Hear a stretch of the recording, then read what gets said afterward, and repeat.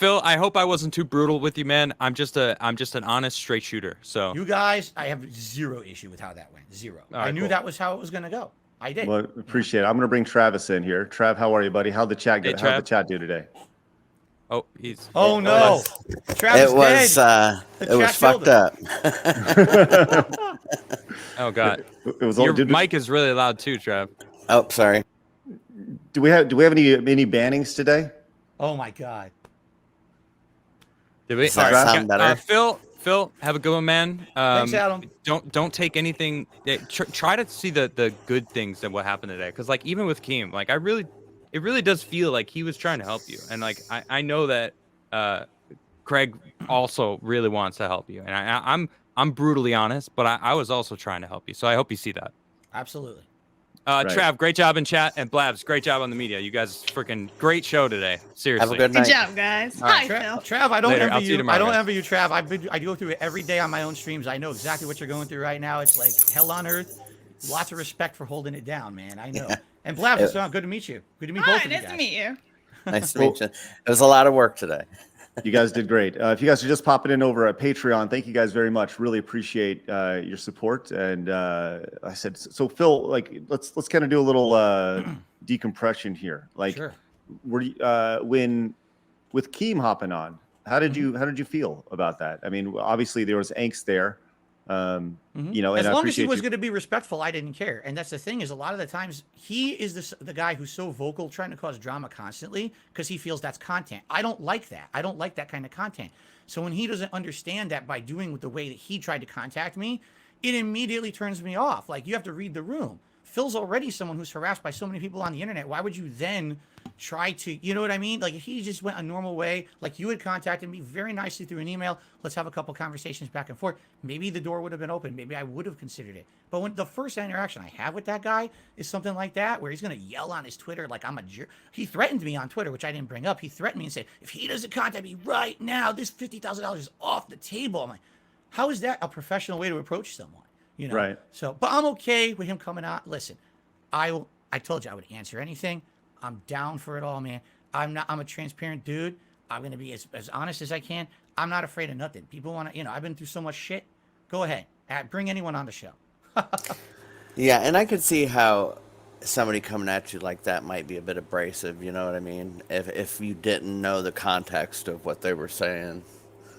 Yeah, I didn't know what he was going to ask me for. I had no clue what this was about. Maybe it was. Actually, I thought it was boxing. I thought originally I heard he was starting up his boxing ring or whatever, and I had no interest in doing any kind of boxing or anything, you know? So, you know, all he has to do is have a civil conversation. It seemed too hard for him to do that. I don't get that. I really don't. Based on the conversation that we had today, do you, I mean, really, like, are you open to the idea of working with Keemstar? Because that literally, it seems legitimately like a life-changing opportunity. I don't know. Let me put it this way. It's never a definite no. That's stupid. I feel like in life, especially, you know, with the experience I've had over the last 15 years being a YouTuber, you see things change. Sometimes your eyes get open to certain situations. I've heard so much bad stuff about this guy. My fans tell me, don't do it. My hardcore fans. I'm not talking about the detractors. I mean the people who actually support me on stream every day. They're like, dude, don't do it. You understand? You're just opening Pandora's box with this. You get involved with this guy, it's like doing a deal with the devil. You don't know what the repercussions could be for you, your family, or your business just because you're dealing with Keem. And I'm like, yeah, I hear it. I mean, yeah, payday like that? Damn, that would help so much. It would get me back on my feet at least most of the way. But do you really, it's like short-term gain, but the insane risk of long-term ruining things, you know? I don't want to just be known on the internet as the lol cow. I have my fan base. Will I lose my fan base if I embrace that lol cow culture like he wants me to? Right. But at the same time, don't you think there's an opportunity to further expand that fan base? I think there's a tremendous opportunity for you to reach a new audience that, you know, you're talking about working with Boogie and Wings of Redemption and bringing all your audiences into one and potentially, you know, growing your audiences together. I mean, one of the best ways to, nope, there's Travis. One of the best ways to grow online is through collaboration. I have no problem collaborating with Boogie or Wings at all. Zero. Yeah, I told mentioned Boogie that. this straight up. I would do it. I have no problem. I said to Boogie, why can't we just do our own show? Why does Keem have to be involved? I mean, I understand he's a producer. He'd promote it. He'd probably up the production value a little bit. But what's the point of it? I'm sure if the three of us put our heads together, we could do our own show without him. We could. I don't know why it hasn't happened because I would love to do it. But my problem is with Keem, not them. Right. But I mean, it's tough, right? Because once again, you are on a day-to-day basis, you are consistently, you have your goals to hit, a few $100s. You want to hit those goals with your audience. And, but you have an opportunity that's literally life-changing money, before you even start 50 grand. Like I guess the big question is, how much do you really despise Keem to look past that type of money? Yeah, it really feels like it's a deal with the devil, right? Like, do I accept that I'm going to go into a business transaction that someone who I find reprehensible is going to benefit from me being a part of their content? And I don't know. It was a very tough decision. It wasn't an easy thing. I had the whole conversation with my wife about it and everything, how it would help us so much. And at the end of the day, it was like, all right. I said to my wife, I said, at least if he calls me, I'll have the conversation with him. I'm not going to say I'm going to do anything. Let's just have the conversation. And he couldn't even call me when I told him to. Like, here's my time. I know it's he said, she said. It's so stupid. But if you can't even go that first step to make the call when I say let's do it now, I mean, how can you take the guy seriously? I feel like that would be a premise for how our whole business relationship would be moving forward. He'd be fully in control. My whole life has to be dictated by this Lol Cow podcast because whenever he wants it, I got to drop everything to answer to Master Keemstar, who now owns me. I don't like that. Okay, I'm my own guy. I run my own business. I want it to be part of my business, not my whole thing. Seems like that's what it would have been if I involved myself with him. Well, with any sort of podcast, I just think of he's talking about the potential upside of it. There's certainly responsibilities with any business relationship, and I think if those are, I understand your trepidation of wanting to hold off on, wanting to make sure things are in writing. I totally understand that, yes. Right? But in any business conversation, it starts with a phone call, and not everything needs to be in writing. And I hope that. And I don't mean this in a negative way, but I hope that's something that you learn from here, because that's how the internet moves now. The internet has changed, and it is all boom, boom, boom, DMs sure. and text and all that. And I understand your perspective of him calling during your stream. I understand that, but it just seems like there's too much tremendous upside to ignore that call. Again, if it was anyone else but Keem, maybe I would have actually cared a little more. It's someone I already have a negative association in my head with. I don't really want to work with this guy. It's like, of all the people on the internet to offer me this, it has to be him. Really? It had to be him? Really? Anyone else? No, it has to be him. The guy who I actually have issues with. But your assumptions of your issues, though, are based off of things that you've seen about him, right? In documentaries, as opposed to, once again, it goes back to, people make assumptions about Phil as well. And, I totally understand that. I totally understand that. And everyone has a right to have a subjective judgment that they can make about people on the internet based on how they behave, how they see. What I've found is that people who subjectively come and watch my content tell me, wow, that is so different than how you're portrayed on the internet, right?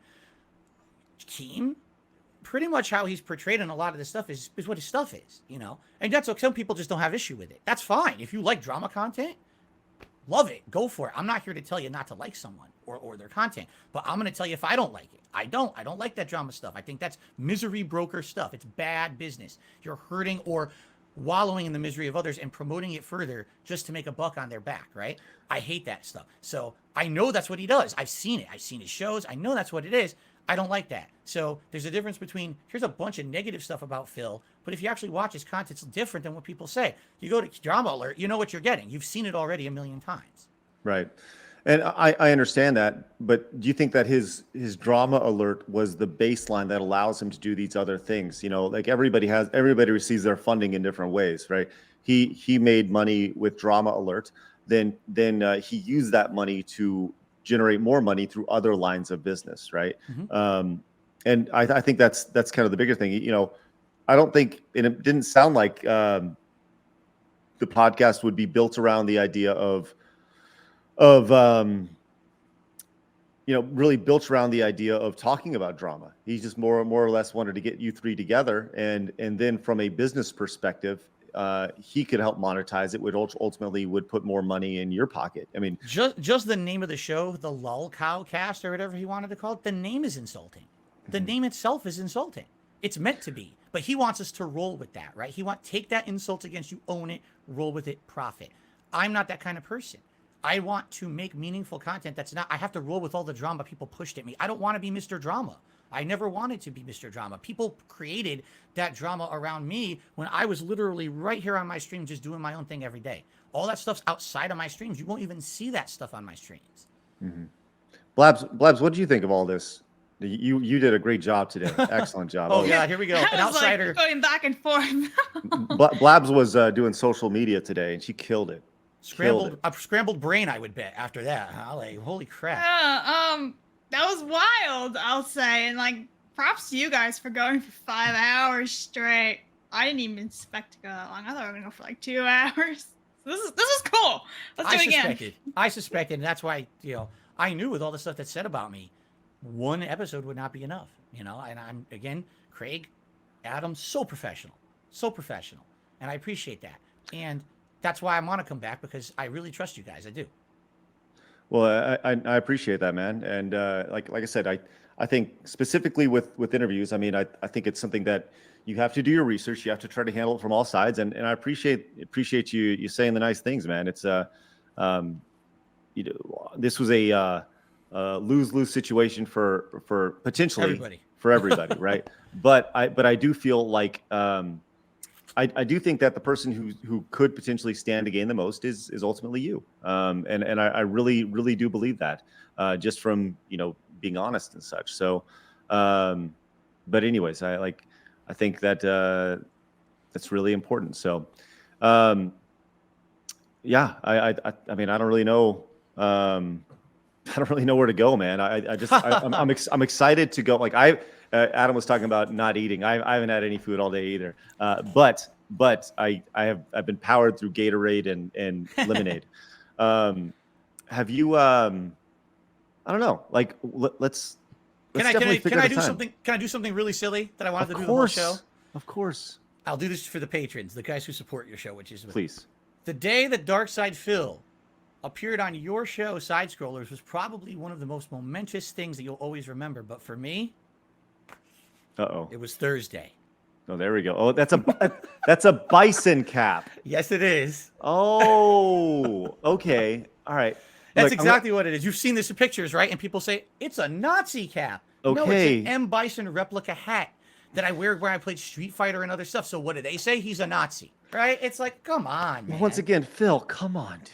It looks way like, come on, dude. You got like, I had to do it. I had to bring it on the show. Then that's fine. But I've seen pictures of you in that, and it's like, it's one of those things. But so seeing it now, geez, it's tough, man. Like, dude, drop the hat. I'm telling you right now, drop the hat.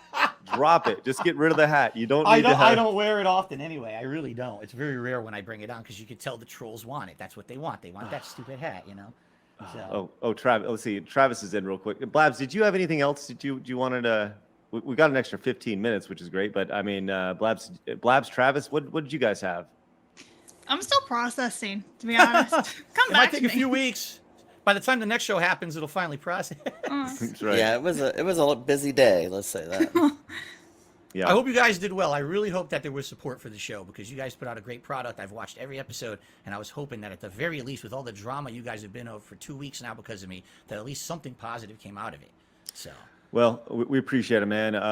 It was a really eventful day for sure. I very much look forward to the next time we get together and talk. I think that it'll be just as anticipated. I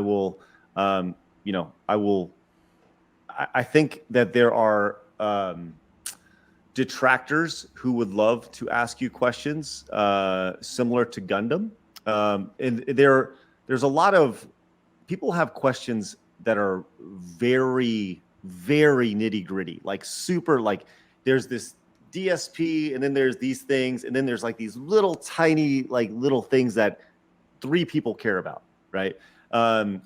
And I feel it'd be interesting to kind of have some of those questions answered as well. But I'm really proud of the show. I'm proud of you, Phil. I'm proud of you for coming in and like I said, I think if nobody can say you ducked a challenge, and I think that we asked hard questions today. You answered them as best as you possibly could in the way you know how to answer them. Travis, do you have anything else before we wrap? Yeah, I'll say this from all the things that people were saying on Twitter, that you won't show up, you were getting paid, you knew the questions, it was everything. I wasn't that expecting Team. yes. That was a shock. Yeah, well, us too. You know, of all that, none of that's true. This was on the fly. Clearly, you saw me mess up on the fly. Keem showed up And we were on the live. fly, and we are live. Yes. Twitter was telling me we weren't live, and it was all previously recorded. And I was like, Yeah, well, you got to see me fuck up live. So Yeah. But it was wild. It was fun, and you know, I greatly appreciate it. So thank you so much for your time. And you know, I think we did some good today. You talk about doing good. I think I do think we did good today, and I think you did good today, Phil. So so I'm gonna wrap it there for our post stream over on Patreon, guys. Hopefully you guys come back, and we'll see you guys tomorrow. Genuinely appreciate your support and coming over and supporting us. The stream, genuinely appreciate it. Thank you guys very much. And we will see you guys later on. I'm going to kill the stream now. Watch the full 5-hour DarkSydePhil interview and hit the subscribe button in the center of your screen to never miss a live episode of Side Scrollers Monday through Friday at 11 a.m. Central Time.